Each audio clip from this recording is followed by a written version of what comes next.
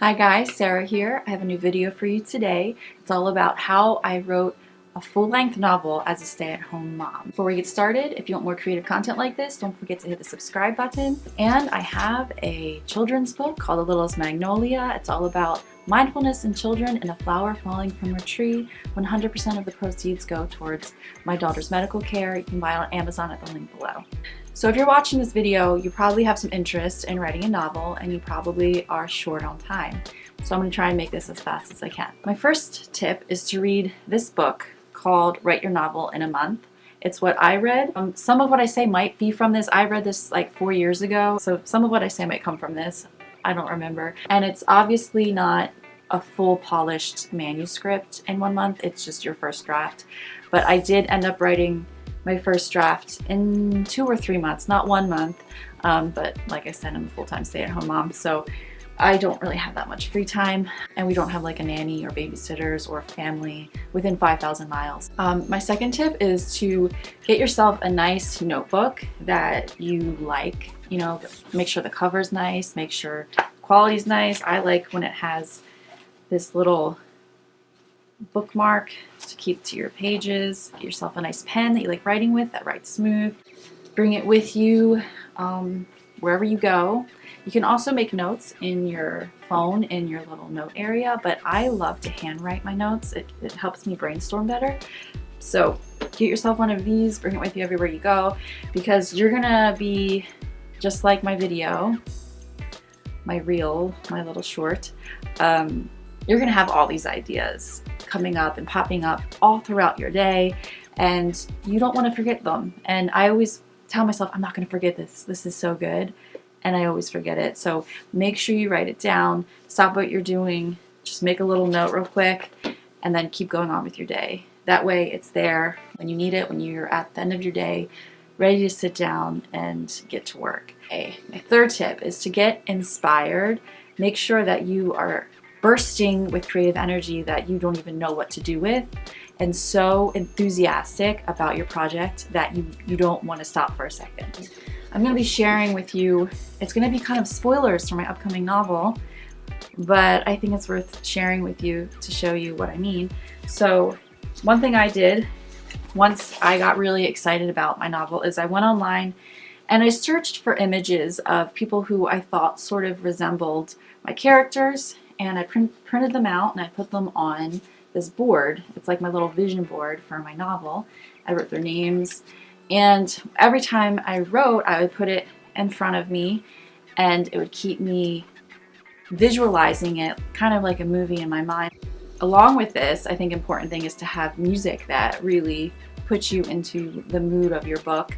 For me, for this book, it was didgeridoo music, which you can see in my one video, but it could be whatever floats your boat for your book. If you're a drawer, which a lot of creatives are also drawers, but some aren't, you can also sketch your characters, which I'll show you some sketches of my characters. These are characters that are still in the book. And then these help me to stay focused while I'm writing. I lay this all out while I'm writing to stay focused.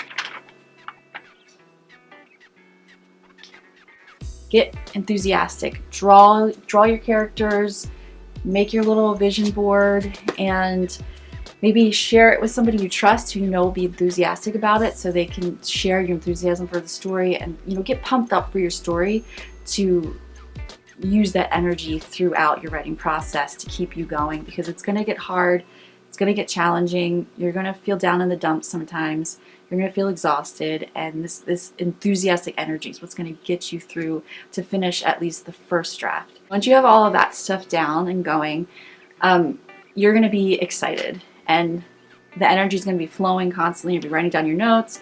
You're going to be just bursting with excitement for your story. So anytime you have time to write, that's what you're going to want to do. You're not going to want to go scroll on social media or watch a YouTube video or go watch a movie on Netflix. You're going to want to write. When you have the time, that's what you'll do. That's what you'll spend your time doing. And what I think from this book, I think he says that it's like having a love affair with your book.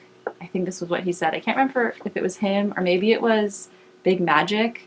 That's also a good one, Big Magic, if you want to get inspired to write. it's like having a love affair with your book. So every time that you want to sneak away and you want to write, you go do that.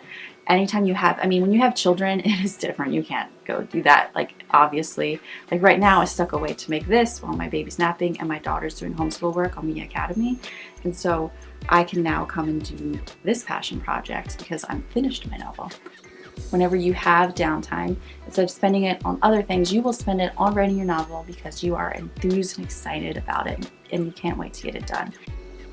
So how do you actually find the time? If you are a very busy person working and having children and very busy, then I don't think you find the time. I think you lose sleep, honestly, because I found the time mostly after the kids were in bed from like 8 to midnight, or even longer if I was really having a good time. Or I would wake up before they woke up and start writing in the dawn. My husband would take them to the playground for a couple hours. It's a really big help to have the support of your significant other in order to do this if you have children, or even in general, you need support just for moral support. I hear a lot of people, they have trouble with procrastination because they have the time to write, but they don't have the will to write, or they are maybe perfectionists, or they're nervous, or they're afraid of criticism, or they're maybe just negative self-talk, so they don't end up writing when they have the chance. They just want to go on YouTube and stuff like that. But for me, I don't really ever feel that way, and I think it's a hidden blessing when you're a full-time stay-at-home mom, very, very busy, never really have the time, because then when you do have the time, at least for me, I am right on it. I am not procrastinating whatsoever because I'm so excited to finally have the time because I think about it all day. There are going to be times when you want to give up. There's going to be times when it just feels really hard and like you're being silly, like you're being childish. You should grow up and move on to grown-up dreams. It's kind of some ideas that popped into my head. People love stories, right? People love to hear stories. They love to watch stories on television. They're watching made-up stories that adults made because it is a real grown-up job. It's just that not many people know people who do it. So those are my tips. So get enthusiastic. Read this book maybe. It's not a must, but it can help you get some ideas. Sketch, draw, make your vision board, get your notebook. Just love your book to death till it comes into fruition and it's there in your hands and you've got it. You can do this. If I did it, anybody can do this. Seriously. You can do this. I believe in you. I cannot wait to read your book.